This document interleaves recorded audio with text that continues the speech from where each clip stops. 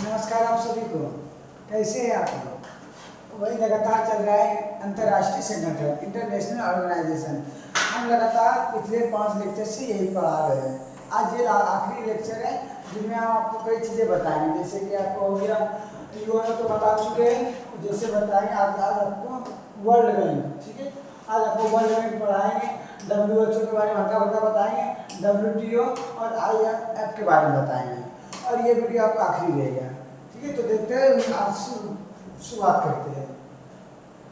जिन्होंने इनसे पहले वाले क्लास नहीं देखे तो जाइए, मेरे YouTube चैनल पे अपलोड है क्रांति एजुकेशन पे, आप वहाँ जाके रीड कर सकते हैं, तो आपको ये वाला क्लास शायद बेहतर ढंग से समझ आएगी, ठीक।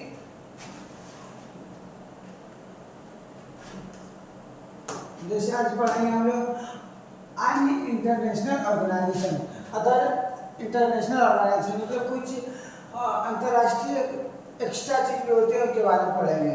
यह यूनाइटेड नेशन मतलब यूएनओ के अलावा भी दुनिया में कई महत्वपूर्ण संगठन हैं जो आर्थिक और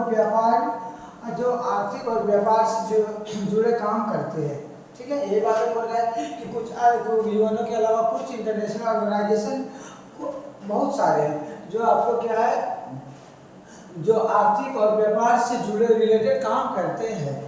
तो चलिए देखते, तो वो पहला कौन सा आपका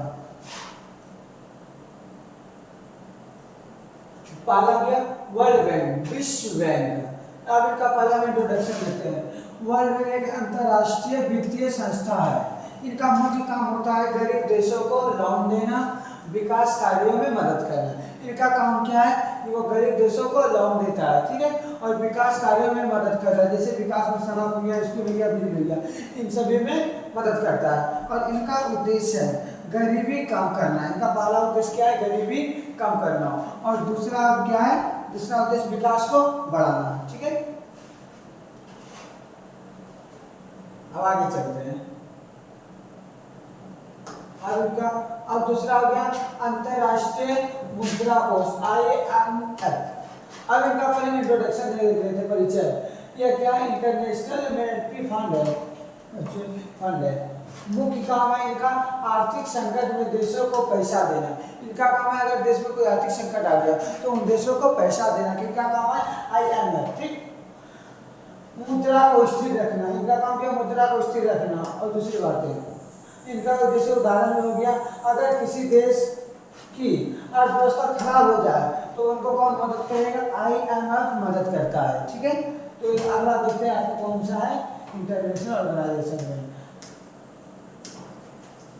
आपका है WTO, world bank organisation, sorry world trade organisation, विश्व व्यापार संगठन। पहले तो इनका इंट्रोडक्शन देखते हैं कि वर्ल्ड ट्रेड ऑर्गेनाइजेशन जिनका मुख्य काम है देशों के बीच के व्यापार को आसान बनाना। इनका पहला काम क्या है?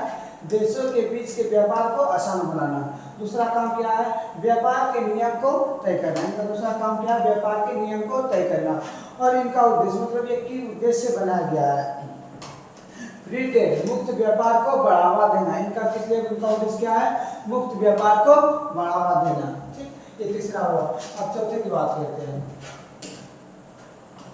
ठीक है ना। अब तीन का सफिशिएंट है, ठीक।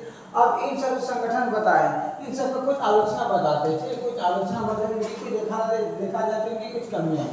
जैसे कई लोग कहते हैं कि अमीर देशों का प्रभाव ज्यादा होता है, बड़े देश ज्यादा नियंत्रण करते हैं।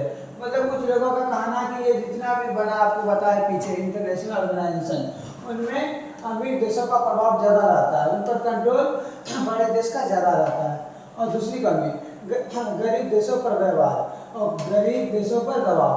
लोन देते समय शर्तें लगाई जाती है, मतलब जब गरीब देशों को लोन दिए जाते हैं तो उन पर कुछ शर्तें लगाई जाती है। ये भी कमियां देखने को मिलती है। तीसरा असमानता बढ़ती है, मतलब फ्री ट्रेड से छोटे देश नुकसान में आ सकते हैं।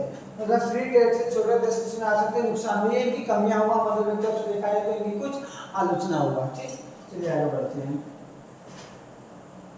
अब इन्हें छोटा डिस्कस मतलब मैंने जो क्या पढ़ा है इससे हमें क्या मालूम चल रहा है, ठीक है। इससे हम डायरेक्ट नोट भी लिख सकते हैं, ठीक।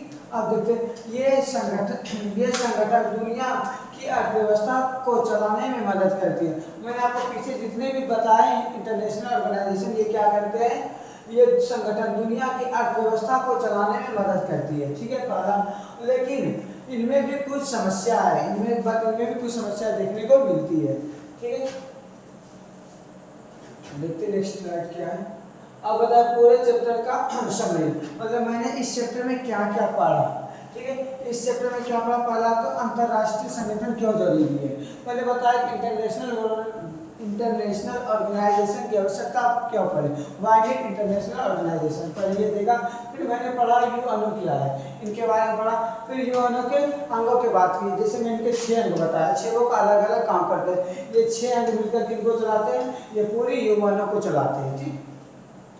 जिनमें हम सुरक्षा परिषद देखे, वीटो पावर देखे कि कितने देशों को वीटो पावर है, तो 5 देशों को वीटो पावर प्राप्त है। जैसे कि हो गया यूनाइटेड अमेरिका, संयुक्त राष्ट्र अमेरिका हो गया, दूसरा हो गया चाइना हो गया, फ्रांस हो गया और ब्रिटेन हो गया, और इनमें रशिया हो गया। ये 5 देशों के पास कौन सा पावर है, वीटो पावर। मतलब सुरक्षा परिषद में कोई सा कानून पास हो रहा है, अगर इन 5 देशों में कोई एक देश ना कर दे ये कानून पास नहीं होगा, तो उसी को वीटो पावर बोलते हैं। इनकी कुछ असफलताएं, उसकी भी कुछ सफलताएं और कुछ सीमाओं भी मैंने पढ़ा, और कुछ अन्य संगठन के पढ़ा, जैसे वर्ल्ड बैंक, IMF, WTO, इन सभी के बारे में रीड किया। तो क्लास मेरा यही तक था। तो बताइए अब यहाँ से ये चैप्टर पूरी तरह द एंड हो जाता है, ठीक। तो बताइए ये चैप्टर आपको कैसा लगा। अगर कुछ इन्फॉर्मेटिव लगा तो मेरे चैनल को सब्सक्राइब करें, लाइक करें, ताकि इससे लगातार कंटेंट आपके तक पहुँच सके। थैंक यू, धन्यवाद सो मच।